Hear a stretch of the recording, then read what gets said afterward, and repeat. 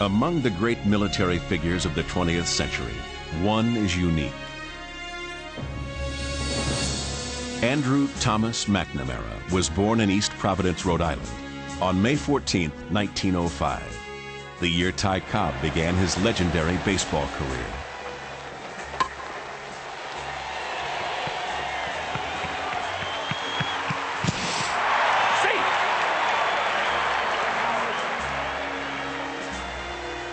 It was an auspicious sign.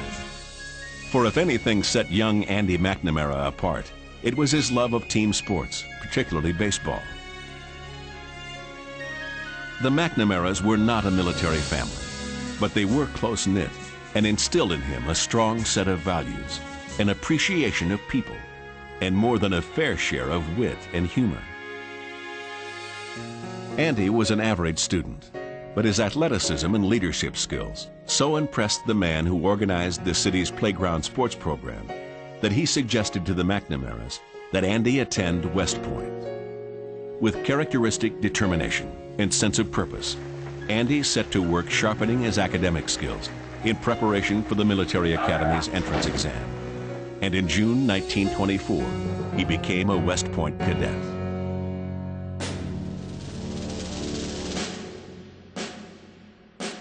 Second Lieutenant Andrew T. McNamara was assigned to the 28th Infantry Regiment of the 1st Infantry Division, stationed at Madison Barracks, New York. Here, he not only served as coach of the post's baseball team, but got his first taste of logistics and supply, commanding a section of mules used to pull escort wagons. It was a humble start, but not without its rewards.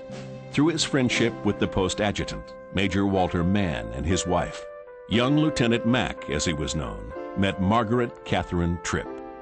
Through the years, I got to know them through Hazel Mann, and she knew Margaret Tripp, and she was the one who match made the two of them, and Margaret Tripp became Pidge McNamara. Mack and Pidge were married in February 1931, and soon after, he was assigned to the 35th Infantry Regiment of the Hawaiian Division. Hawaii at the time was both paradise and unmapped wilderness, and McNamara was assigned to mapping the jungle trails which attackers could use if they landed on Oahu. He quickly realized that the biggest challenge to defending the island would be getting supplies to forward troops. The mountainous terrain made overland transport impossible. The jungle canopy made parachutes impractical. It was exactly the kind of problem Mack loved to solve. What he learned served him and American forces well in the years to come. From that point on, logistics fascinated him, and he wanted to know more. He attended the Quartermaster Subsistence School, Chicago, Illinois, and transferred to the Quartermaster Corps in 1937. When the United States entered the war effort in 1942, Mack accompanied the Quartermaster Corps to England. McNamara headed to North Africa to establish supply lines for Allied troops involved in Operation Torch. In North Africa, following the Germans, driving them out, I would say the most important was really the fuel. He was one of the few that we saw that came well forward and saw us in our position to know why we needed gas and what we needed it for. He assured that the supply was real. It wasn't just a plan. He executed the plan and followed up personally to be sure that the things we needed did get to us.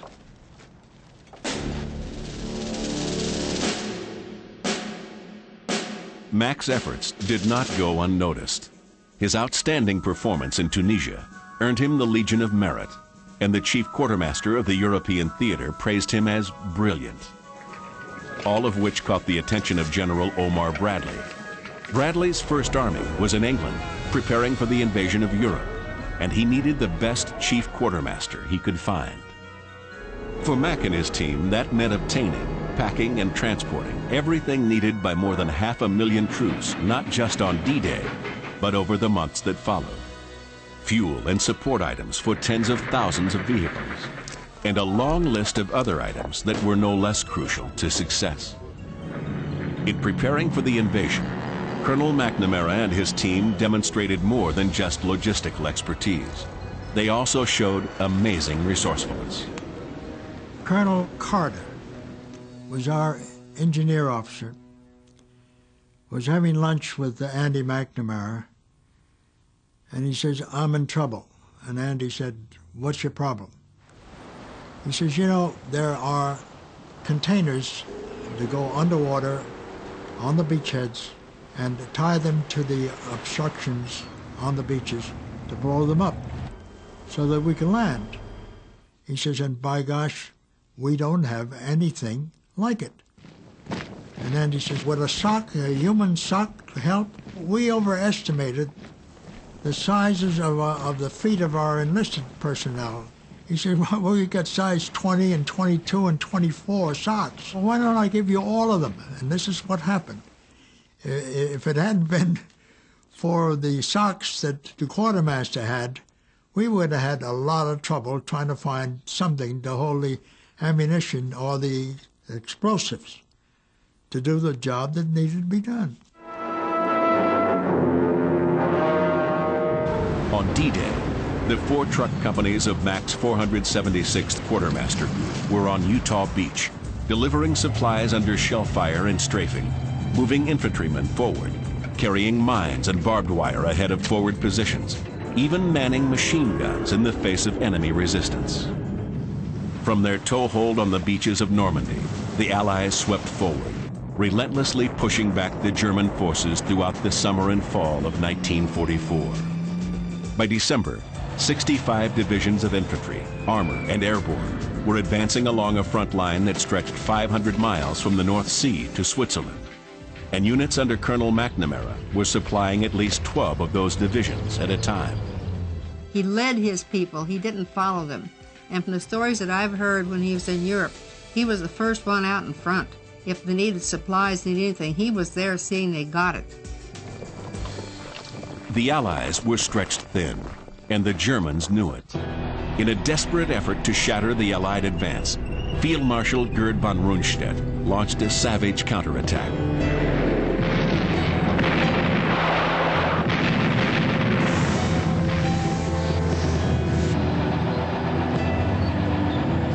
Two Panzer armies, a total of 11 divisions, poured across the wooded Ardennes Plateau in an attempt to overrun the 4 American divisions assigned to the area. This was the Battle of the Bulge. The Americans are caught off guard by the surprise of our attack. They don't know what all the shooting is about, since it is coming from every direction.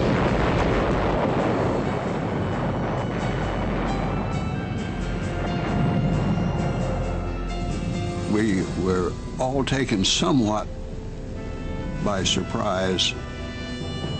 They were counting on capturing our gasoline as part of their thrust, which would then enable them to keep moving forward, forward, forward. Colonel McNamara quickly realized the situation. Without supply lines of their own, the German armored divisions were in desperate need of fuel. Mack redirected a fuel-laden supply train out of the path of the advancing panzers, then took personal charge of moving every cache of gasoline in the area. We were all concerned about how fast the German tanks would push us towards the North Sea. We had an enormous quantity of 50-gallon gasoline drums on the main street of Spa, Belgium, and we had to move them. So he came up with the idea of getting transportation by getting military police stopping every truck on the road, have them unload whatever articles they were carrying on their truck, and direct them, in fact, escort them into Spa, Belgium, load them with the gasoline tanks, and then take them away, quite a distance away from anywhere near the firing line.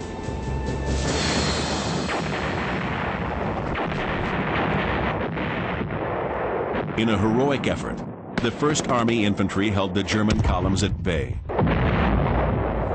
While less than 2 miles away, Colonel Mack's team worked round the clock, evacuating more than 3 million gallons of fuel in 72 hours, and at the same time, delivering crucial supplies to frontline troops. And this is my opportunity to say, by gosh, if he hadn't done that, there's a possibility that a lot of us would have ended up swimming in the North Sea. Within days, the fierce counterattack was literally running out of gas. And with the arrival of Allied reinforcements and air support, the Germans were soon retreating, abandoning many of their tanks and their last hopes for victory in the snow. That had great strategic implications, and I think that would stand out in my mind as perhaps illustrative of the type of contribution that he made, one of the greatest.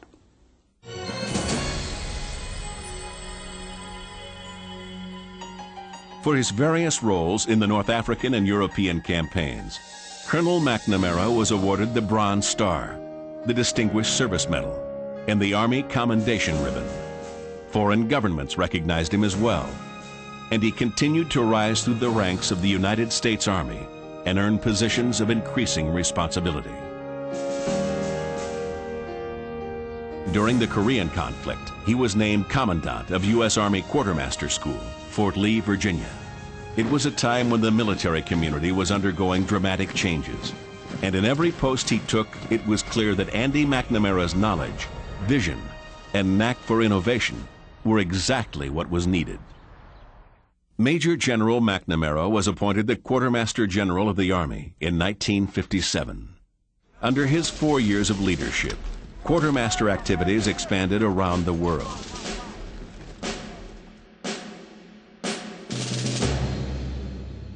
In 1961, he was made Deputy Commanding General of the 8th U.S. Army, stationed in Korea.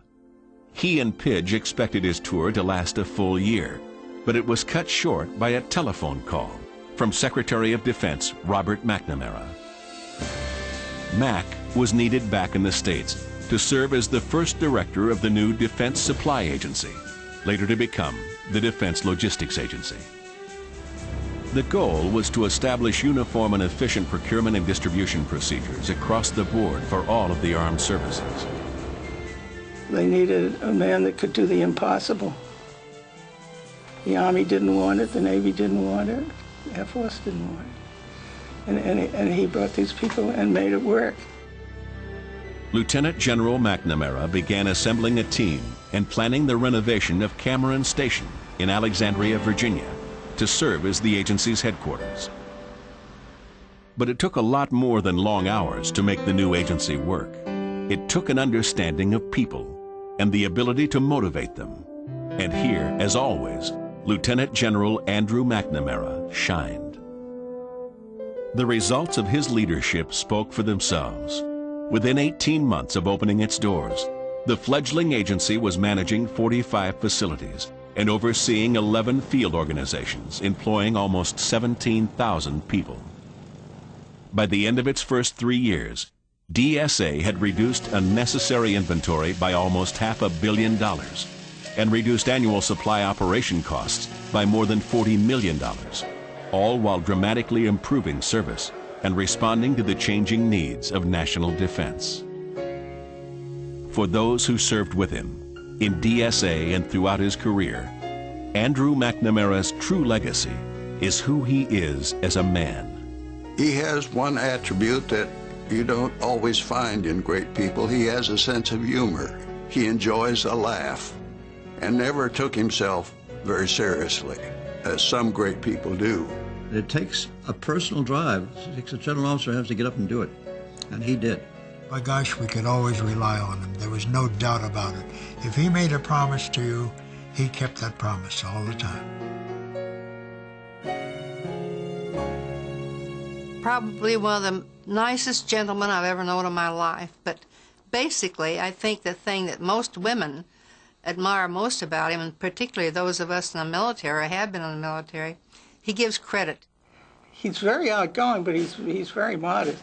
So until you heard from somebody else about him in North Africa, in England, and at the Bulge, it was get the job done. Clearly, the United States Army, the Army Quartermaster Corps, and the Defense Logistics Agency are indebted to Andrew McNamara for the role he has played in U.S. history. And maybe, if you were to ask him, he probably would say, maybe General McNamara was lucky to have the Quartermaster Corps and the Defense Logistics Agency as a part of his life. Oh, I think the Army is just like anything in life. The better the people are, the better we all are. It's just not that he made the Army a better place. He would make any place a better place. When I left the Defense Supply Agency to go with the UN, I decided I'd better take that picture. And I'd keep that up, and when there was a problem, I'd look across on my conference table and for these pictures, and that would be General Mack. And gee, how would you handle this? That's the truth.